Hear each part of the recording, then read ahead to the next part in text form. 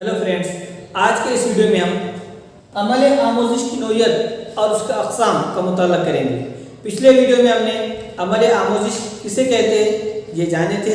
जिन candidates ने पिछला video अगर ना देखा हो तो उनके लिए डिस्क्रिप्शन बॉक्स में लिंक दी गई है, वहाँ से आप देख सकते हैं। तो सबसे पहले हम देखेंगे अमल आमोजिश की नोयत। तो अमल आमोजिश की नोयत को कुल 8 हिस्सों में बांटा गया है, एक एक करके हम देखेंगे।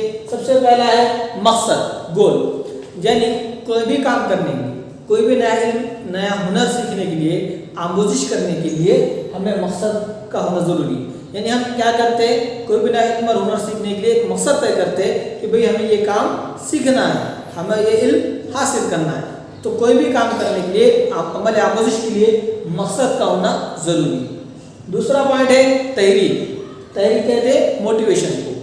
हम जो भी काम करते हैं, जो भी काम करने के लिए हमारा एक मकसद होता है, मकसद के मुताबिक हम काम भी करते हैं, तो उस काम करने के लिए, उस काम में कामयाबी हासिल करने के लिए तहरीक का होना बहुत ज़रूरी है। अब तहरीक दाखिली भी होती है और ख़ारजी भी होती है। यानी कोई काम करने के लिए हम खुद से मुतासर होकर भी वो काम करते हैं या फिर दूसरों को देखकर भी वो काम करने के लिए हम आमादा हो जाते हैं। मिसाल के तौर पर साइकिल चलाना, तो हम क्या करते हैं, बाज़ औक़ात अरे हमको स्कूल से घर बहुत दूर हो रहा है, साइकिल चलाना ज़रूरी है, साइकिल सीखना ज़रूरी है, ये सोच कर भी हम साइकिल चलाना सीखते हैं। या फिर बाज़ औक़ात ऐसा भी होता है कि भाई मेरा दोस्त, उसको साइकिल चलाना आती है, मुझे अभी तक नहीं आती। इस तरह हम दूसरों को देख कर भी, मुतासिर होकर भी वो काम करते हैं।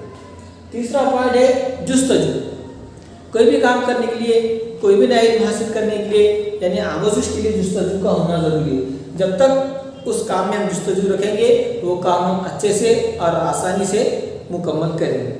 उसके बाद है चौथा पॉइंट तरमीम। तरमीम कहते हैं कि अमल आमोजिश के दौरान, सीखने के अमल के दौरान बार बार जो हम सरगर्मियाँ करते हैं, उन सरगर्मियों में कुछ छोटी मोटी हमसे गलतियाँ होती हैं। तो जैसे जैसे वो काम को मुकम्मल करने की तरफ जाते हैं, धीरे धीरे हमसे जो होने वाले गैर ज़रूरी जो सरगर्मियाँ हैं वो धीरे धीरे कम होती जाती हैं। इसे ही तरमीम कहते हैं। मिसाल के तौर पर जब हम शुरू में साइकिल चलाना सीखते हैं तो साइकिल चलाने के लिए जो हम कोशिश करते हैं, बार बार पैडल मारते हैं, कभी पैर ज़मीन पर लग जाता है, कभी गिर जाते हैं, कभी साइकिल का बैलेंस इधर उधर हो जाता है। तो जैसे जैसे हम साइकिल चलाना सीखेंगे तो धीरे धीरे जो गैर ज़रूरी हरकत थी, सरगर्मियाँ, वो धीरे धीरे कम होती जाती हैं। तो ये इसे तरमीम कहते हैं। उसके बाद अगला पॉइंट है मुताबिकत। तो मुताबिकत का मतलब होता है एडजस्टमेंट। जिस वक्त, जिस माहौल में हम इल्म हासिल कर रहे हैं या कोई नई चीज़ सीख रहे हैं, तो ज़रूरी नहीं कि वैसा ही माहौल हर वक्त हो।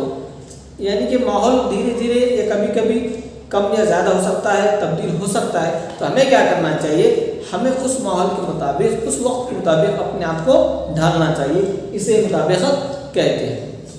उसके बाद अगला पॉइंट है इआदा। इआदा अमल आमोजिश का एक अहम पॉइंट है, क्योंकि जब हम कोई नया इल्म या नया हुनर हासिल कर रहे हैं, उसके ताल्लुक़ से कुछ मालूमात हमने जमा कर ली, लेकिन उस मालूमात को देर पा हमारे जहन में रखने तक, हमें उसे याद रखने तक हमें क्या करना पड़ेगा, बार बार इआदा करना पड़ेगा। मिसाल के तौर पे कि अमल आमोजिश का ये सबक आपने पढ़ लिया है, महाटीटी की तैयारी करने के लिए अमल आमोजिश का सबक आपने तो पढ़ लिया है, लेकिन एक मरतबा पढ़ने के बाद हम उसे भूल जाते हैं। क्यों? क्योंकि हमने उसका इआदा नहीं किया। अगर जब तक हम उस सबक को बार बार पढ़ेंगे, उसका इआदा करेंगे, तो वो चीज़, वो इल्म हमारे जहन में देर पा तक रहेंगी, यानी बहुत दिनों तक रहेंगी। उसके बाद अगला पॉइंट है पुख्तगी। पुख्तगी कहते हैं मैच्योरिटी, यानी कि जब तक इंसान इआदा अच्छे से करेगा नहीं, जब तक उसको पुख्तगी हासिल नहीं होगी।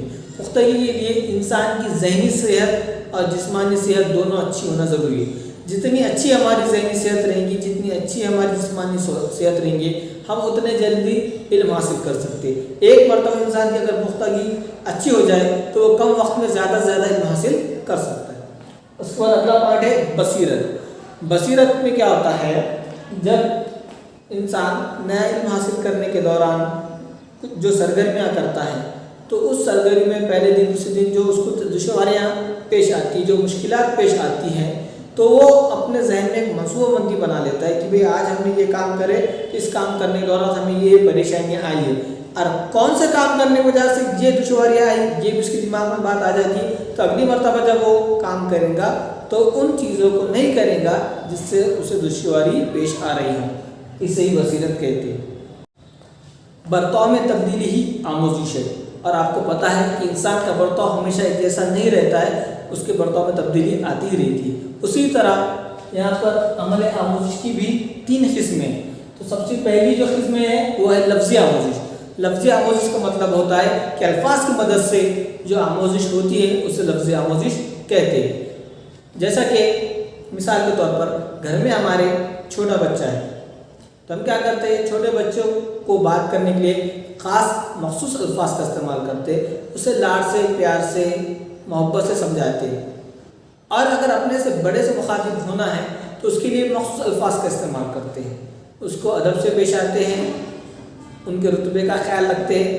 تو یہ چیزیں ہمارے اندر کیسے آئی، یعنی یہ جو برتاؤ میں ہماری تبدیلی ہے وہ کیسے ہے، تو وہ آئی ہے لفظی آموزش کی وجہ سے۔